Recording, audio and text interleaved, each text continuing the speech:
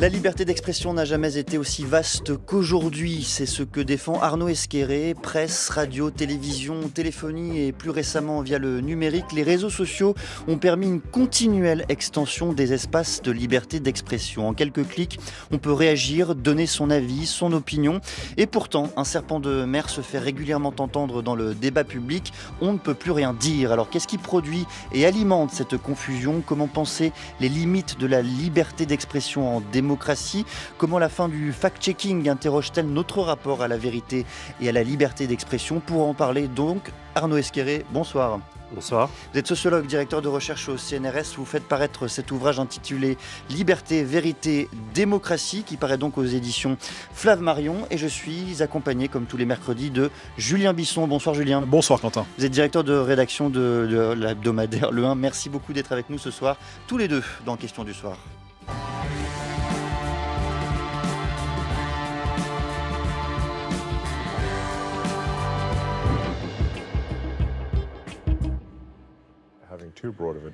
Il faut éviter d'avoir une définition trop large, car si tout devient message de haine, évidemment, on ne peut plus rien juger, ou alors il faut tout censurer.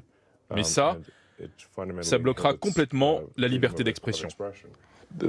Alors, ce que nous trouvons de mauvais goût ou désagréable, est-ce qu'il faut pour autant le censurer? Disons que non. On ne va pas le censurer, même si c'est quelque chose qui nous déplaît fortement. Parce que où on s'arrête sinon? Si vous n'aimez pas quelque chose et vous le censurez, tôt ou tard, ce sera vous qui serez censuré à votre tour.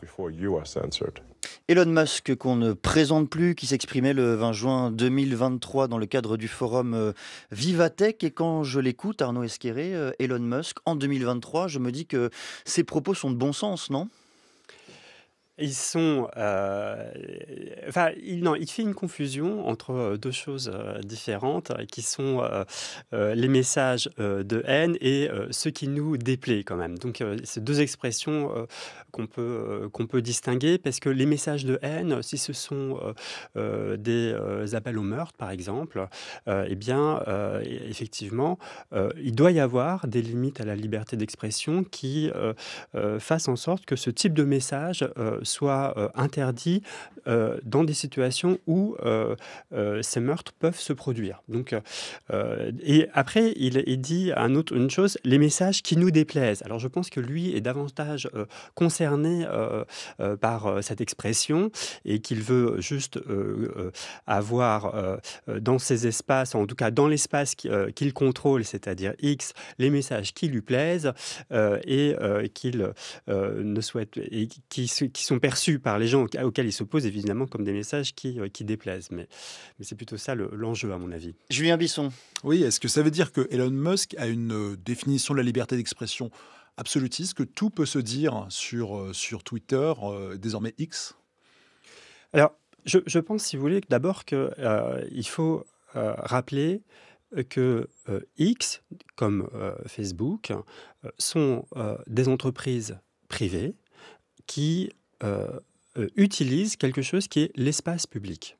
Et l'espace public, c'est ce qui est au cœur, ou en tout cas ce qu'on peut placer au cœur de ce que nous appelons la démocratie. Si on décide de faire de la liberté d'expression et de l'espace public le cœur de la démocratie. Il y a d'autres définitions possibles de la démocratie. On peut mettre l'accent sur la question des élections, mais on peut très bien élire à 90% des voix quelqu'un, et ça peut être qualifié de démocratie. C'est pas, la démocratie ne se limite pas à l'élection. C'est pas la conception que je défends, en tout cas pour la démocratie auquel je tiens. Et donc cette question centrale de l'espace public et de la liberté d'expression doit être rappelée. Or, ces entreprises, qu'est-ce qu'elles font? Elles privatisent en quelque sorte cet espace public, et leur intérêt, c'est pas de faire en sorte que cet espace public fonctionne bien d'un point de vue de la démocratie, c'est d'en tirer des profits. Et éventuellement de pouvoir faire passer les idées de leur propriétaire ou de leur actionnaire principal.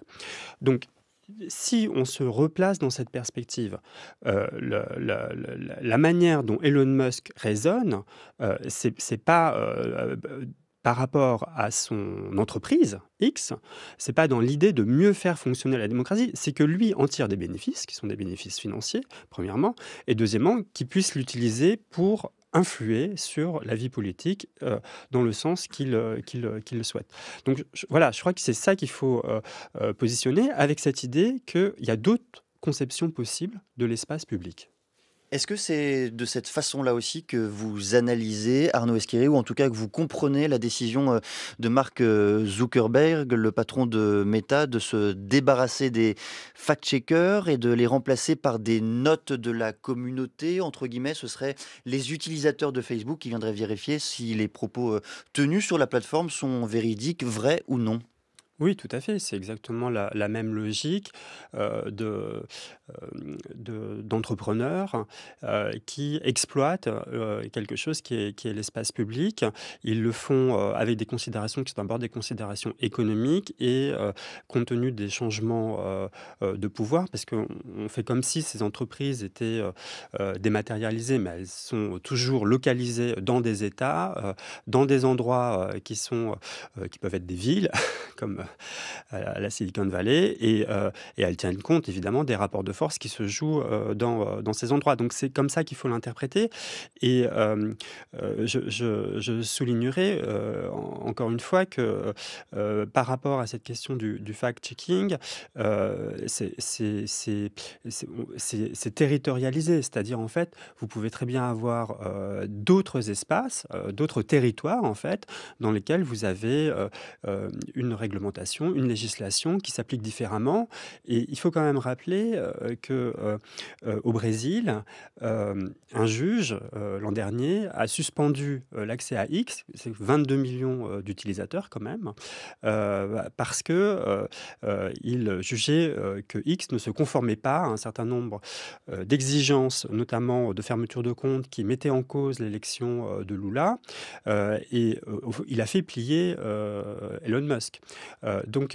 Ensuite, ça a été rétabli en octobre. Mais donc, il y a des moyens, tout à fait, en fait, de réguler cet espace. C'est pas un espace comme ça qui échapperait complètement aux États. Et sur la dimension territoriale, il faut rappeler effectivement que la décision de Mark Zuckerberg concerne pour l'heure le territoire états-unien. Julien Bisson. Oui, le discours des propriétaires de ces plateformes, c'est de dire qu'elles permettent l'accès à toutes et à tous à cet espace public et qu'elle permet une liberté d'expression égale pour tous et toutes. Est-ce que c'est vrai? Est-ce que tout le monde a la même liberté d'expression? Alors, il y a des éléments qui sont importants à dire, c'est qu'effectivement, avec le développement des réseaux sociaux, mais pas seulement des réseaux sociaux, c'est en fait d'Internet, vous avez une plus grande possibilité d'accéder pour chacune et chacun à l'espace public. Donc ça, c'est un fait qui est inédit. Auparavant, en fait, cet espace public, l'accès était beaucoup plus réduit et réservé à une élite. Donc, c'est une évolution qui est extrêmement importante, mais bien sûr, c'est pas parce que chacune et chacun peut avoir accès dès lors qu'il y a Internet, on parle là évidemment des espaces, des États démocratiques, qu'il y a une égalité dans la manière de prendre la parole et il y a évidemment des effets de réputation et des rapports de force qui se jouent, ce qui fait que la parole de certaines et certains a plus de poids que la parole d'autres. Donc, en fait, l'autre élément qu'il faut souligner, c'est que chacun peut prendre davantage la parole et qu'évidemment, ça circule davantage. Donc ça, c'est aussi une dimension très importante de transformation de l'espace public. Alors à ce propos, je l'ai dit, Arnaud Esqueré, vous faites paraître cet ouvrage aux éditions Flammarion, Liberté, Vérité, Démocratie.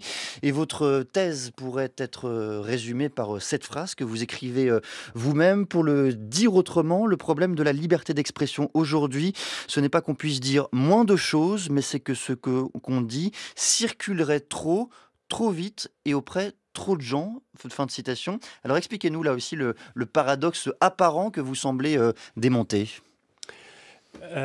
Dans cette manière dont on envisage la liberté d'expression aujourd'hui, d'abord, très souvent, on entend à la fois deux types de discours. Un discours qui est qu'on ne peut plus rien dire, qui est un discours très récurrent, qu'on entend d'ailleurs à différents endroits de l'espace politique. Et un autre discours qu'on entend, c'est qu'il y a une prolifération de mensonges, d'énoncés qui fait que ça minerait la croyance en la vérité à l'intérieur d'un espace qui est celui de l'espace démocratique.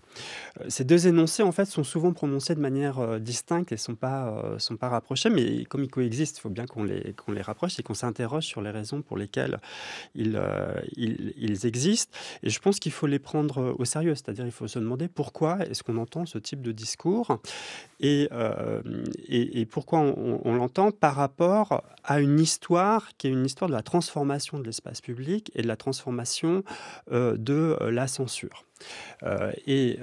Si vous voulez, si on a une approche par rapport à l'évolution de ce qu'on appelle la censure, on peut dire que cette censure, dont on oublie en fait qu'elle existait encore pour le cinéma jusqu'en 1974, quand Valéry Giscard d'Estaing a dit qu'il n'y avait plus de censure, elle a ouvert la possibilité de s'exprimer davantage. Et effectivement, les énoncés circulent beaucoup plus et beaucoup plus fortement à partir de ce moment-là. Alors à propos de cinéma et de censure, je voudrais vous faire entendre un reportage sur la sortie de La Religieuse de Jacques Rivette, un film qui est sorti en 1967. Et là, on est 20 ans plus tard avec un témoignage d'Anna Karina. C'est dans le journal de Claire Chazal en 1988. Les passions, déchaînées par la tentation du Christ et les incendies, se sont à peine éteints que revoici La Religieuse. Le film de Jacques Rivette avait fait scandale il y a plus de 20 ans. Il avait même été totalement interdit avant d'être projeté aux plus de 18 ans. Il est maintenant offert à tous les publics. Voici Michel les Pascal. premières images du film qui a provoqué un scandale retentissant dans la France des années 60. Je n'ai aucune vocation. Je ne veux pas obéir à mes parents. L'annonce du tournage en 1965 déchaîne la colère des autorités religieuses qui tentent de l'empêcher. Le film terminé, le secrétaire d'État Yvon Bourges l'interdit totalement le 1er avril 1966. L'actrice principale, Anna Karina, se souvient de ce climat d'hostilité. Je crois que c'est arrivé comme un choc, je veux dire, de traiter de tous les noms, tous les jours dans les journaux. C'est un grand classique, je veux dire, Diderot, c'est quand même pas n'importe qui. En réaction, le directeur de la rédaction de l'hebdomadaire Le 1, Julien Bisson. Oui, cet exemple de La Religieuse, Arnaud Esqueré, qu'est-ce qu'il nous dit finalement? C'est un déplacement du domaine du disciple dans notre société. C'est l'évolution de la liberté d'expression et des normes morales qu'on peut affecter. Eh bien, alors effectivement, donc en 1966, La Religieuse, qui est le film de Jacques Rivette, adaptation du roman de Diderot, est interdit. Ce que ça nous dit, c'est que vous aviez à l'époque une censure qui s'exerçait de manière beaucoup plus forte et que quand on voit La Religieuse aujourd'hui, on se demande comment c'était possible. Et donc, si vous voulez, c'est cette évolution par rapport aux films qui ont pu être interdits ou qui ont pu être coupés par la censure, elle témoigne justement eh bien, d'une extension en fait de ce qu'il est possible à la fois de dire, de montrer, de critiquer aussi, et elle prend le contre-pied en fait de cette expression qu'on entend qui est on ne peut plus rien dire, et on voit bien que ça soit évidemment dans ce domaine qui est la critique de la religion catholique en l'occurrence par ce film de Rivette, critique très soft quand même, il faut le dire, aussi bien dans ce qui est montré pour les images en termes de sexualité ou de violence, qui sont des endroits où s'exerce encore une classification pour les plus jeunes, mais en fait on peut montrer beaucoup plus que ce qui était montré auparavant. Donc vous avez une évolution qui est une évolution vers davantage de liberté d'expression et qu'on peut tout à fait tracer par rapport à l'histoire du cinéma. Bon, mais si on entre dans le dur tout de même, est-ce qu'effectivement on ne peut plus rien dire aujourd'hui, ou vous estimez à l'inverse que la critique simplement est plus grande, plus vive et plus multiple? Bien, Effectivement, si vous voulez, l'une des conséquences d'avoir un espace public où chacune et chacun peut prendre la parole, eh bien, c'est qu'en fait, on prend la parole pour critiquer. Alors, il y a une multiplication, une prolifération de la critique. Elle ne prend pas forcément la forme que des universitaires aimeraient voir, parce que quand ils parlent de critique, ils s'imaginent que c'est comme si c'était la théorie critique. Mais non, c'est-à-dire des fois, la critique, elle prend une forme brève, en quelques signes, avec des fautes d'orthographe, elle est triviale, elle peut être grossière, elle peut être violente, et donc, mais c'est la critique. Donc on ne peut pas déplorer le fait qu'il y ait beaucoup de critiques, alors que c'est justement ce qu'on attend en fait de la démocratie, c'est quand on dit il faut qu'il y ait de l'esprit critique, et au fond cette critique, elle est un signe en fait de vitalité de la vie démocratique. Alors évidemment, elle a une particularité, et ça c'est aussi quand même quelque chose qui est inédit à ce degré dans l'histoire, c'est qu'elle peut s'exprimer sur Internet beaucoup de manière anonyme. Donc, une des manières de comprendre en fait cette phrase « on ne peut plus rien dire », c'est la mesure d'un écart entre ce qu'on dit de manière anonyme ou pseudonyme, et ce qu'on dit sous son nom d'état civil. Et en fait, on a l'impression qu'on peut dire beaucoup plus de choses de manière anonyme ou sous pseudonyme que ce qu'on est obligé d'assumer quand on est en face à face, comme vous et moi actuellement. Et donc, en fait, c'est cet écart qui fait qui correspond aussi à cette phrase qui est qu'on a l'impression qu'on ne peut plus rien dire. Julien Bisson. Oui, il y a 2 semaines, on commémorait les 10 ans des attentats de Charlie Hebdo et de l'Hypercacher. Qu'est-ce que dit finalement l'évolution de l'esprit Charlie, de notre rapport à la liberté d'expression? Vous parliez de la religieuse et de l'attaque sur la religion. Est-ce que notamment la question du blasphème est la réflexion qu'on pouvait avoir il y a 10 ans? D'abord, il faut dire, puisqu'on a évoqué la religieuse, que la critique de la religion et des religions, en particulier monothéistes, puisque c'est celles qui sont les plus importantes en France, n'a jamais été chose facile. C'est toujours et donc que ça s'inscrit dans une histoire. Vous avez toujours eu des points de friction lors de la critique de la religion, que ce soit la religion catholique, évidemment, puisqu'on a parlé de la religieuse, mais il y a eu d'autres affaires. Et en ce qui concerne les islams, vous avez eu aussi une histoire qui ne commence pas avec Charlie, parce qu'il y a eu Salman Rushdie en 1989, les versets sataniques, une affaire qui a continué encore qui continue encore aujourd'hui. Et qui a coûté cher à Salman Rushdie. Qui a coûté cher à Salman Rushdie, à ses traducteurs, à ses éditeurs, etc. Puisqu'il a perdu un œil après une attaque de 12 coups de couteau en 2022. Et donc, cette question de la place de la religion ou des religions à l'intérieur de la société, et de la critique qui peut en être faite, elle est toujours une source de tension.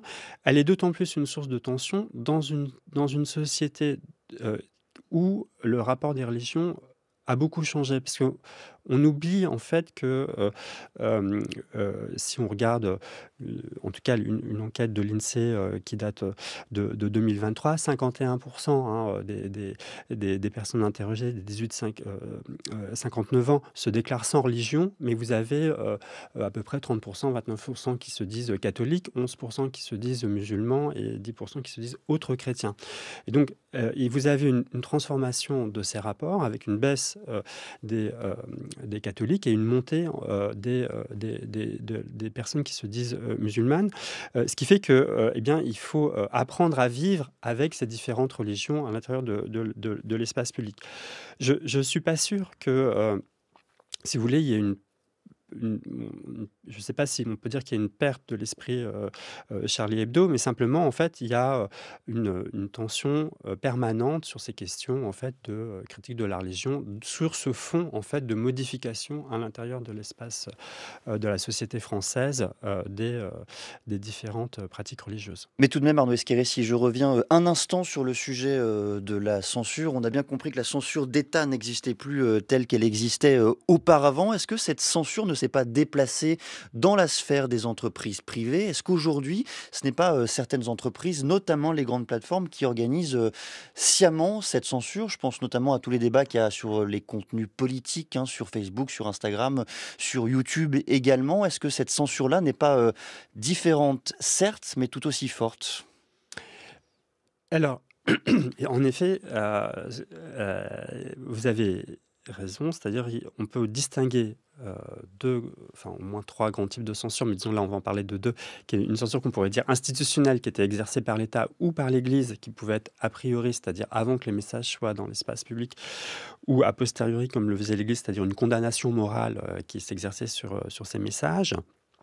Et ce type de censure, en fait, ça disparaît après, les derniers vestiges de ce type de censure disparaissent après mai 68 et dans les années 70, milieu des années 70. Et là, en fait, ce qui est intéressant, c'est que c'est pas parce que ça avait disparu que le terme de censure n'a plus été utilisé. On a continué à garder un usage du terme de censure.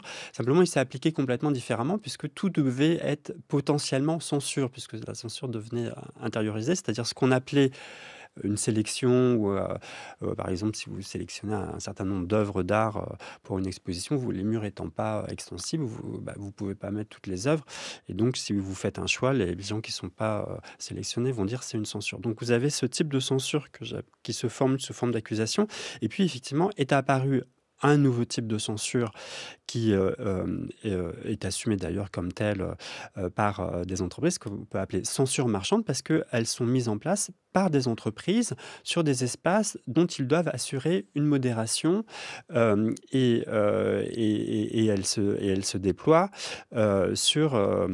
aussi bien sur certains types de réseaux sociaux et par les éditeurs, c'est-à-dire par les sites qui créent des espaces de discussion où ils doivent assurer cette censure. Elle suit, si vous voulez, cependant, les lignes qui sont fixées par l'État. C'est-à-dire c'est un peu comme si l'État déléguait à des entreprises les principes à suivre en matière de liberté d'expression. Julien Bisson. Est-ce que c'est une bonne nouvelle, justement, que ce soit que l'État délègue à ses entreprises privées le fait de faire respecter la censure et les règles qu'il souhaite? La mauvaise nouvelle, c'est que ça serait qu'il n'y aurait pas de limite à la liberté d'expression. Parce que, si vous voulez, il faut des règles minimales à la liberté d'expression. Il faut pouvoir les faire respecter. La question, en fait, qui se pose, encore une fois, c'est la question de savoir pourquoi l'espace public que nous utilisons le plus couramment sur les réseaux sociaux n'est pas un espace qui soit le nôtre, j'ai envie de dire, c'est-à-dire qui ne soit pas un espace privé ou privatisé par des entreprises. Si vous voulez, on pourrait s'inquiéter en disant mais est-ce que donc je pense par exemple à des réseaux qui sont évidemment beaucoup moins de membres comme Mastodon qui n'a que 1 ou 2 millions de membres ou Blue Sky comparé aux 400 millions un peu estimés de X, mais où en fait il y a un autocontrôle en fait des personnes qui prennent la parole. Et si vous voulez, quand on se pose la question de savoir si un espace public que chacune et chacun, ou enfin en tout cas qui partirait du bas et qui ne serait pas aux mains d'entreprises privées est réaliste ou possible, on peut rappeler en fait que vous aviez à la fin des années 70 et puis au début des années 80 ce qu'on a appelé les radios libres et puis après les radios associatives et qui étaient organisées comme ça. Et il y a un espace qui était par ailleurs régulé parce qu'il y a des autorités, il y a des juges qui peuvent tout à fait contrôler cet espace. Je voudrais, Arnaud Esqueré, vous faire entendre Dan Arbib. Il est philosophe spécialiste de Spinoza. Il s'exprimait en décembre 2024, il y a quelques semaines, donc dans Avec philosophie. Le pouvoir politique pourrait croire qu'il est nécessaire de restreindre la liberté de parole pour maintenir son propre pouvoir. En fait, Spinoza nous apprend le contraire. Si vous restreignez la liberté de parole, vous fomentez les complots, vous fomentez l'hypocrisie, vous fomentez les silences, et par conséquent, vous fomentez des germes de rébellion contre le pouvoir politique. Et donc, si vous voulez, la liberté d'expression ne va pas contre le pouvoir politique, elle en permet la perpétuation. Est-ce que vous êtes d'accord avec ce constat établi, Arnaud Esqueré? Je pense qu'il faut absolument défendre la liberté d'expression, mais qu'une liberté d'expression qui est sans limite, limites n'est pas une liberté d'expression concevable et qu'il faut toujours des limites à la liberté d'expression qui touchent à la question de la violence pour qu'on puisse garder la liberté d'expression. C'est-à-dire, en fait, la condition nécessaire pour qu'on ait un cadre dans lequel on puisse s'exprimer librement, c'est qu'il y ait des limites à ce cadre. Mais Voilà. comment est-ce qu'on... Et que c'est des règles minimales, en fait, de fonctionnement de la liberté d'expression. Donc, vous avez toujours des limites à cette liberté. Pardon. Non, je vous en prie. Merci beaucoup de ces explications, Arnaud Esquerré. Puis je vais rappeler le titre de votre ouvrage, Un triptyque, liberté, vérité, démocratie, un ouvrage qui paraît aux éditions Flammarion. Je rappelle que vous êtes vous-même sociologue, directeur de recherche au CNRS. Merci Julien de cette interview. Qu'est-ce que l'on trouve aujourd'hui, cette semaine même, dans l'hebdomadaire Le 1 ? Eh bien, cette saison, Trump à la conquête du monde, carte et analyse pour comprendre la stratégie de déstabilisation du nouveau président américain. Tout donc pour comprendre cette déstabilisation toute la semaine. Merci beaucoup à vous deux d'être venus ce soir dans Question du soir.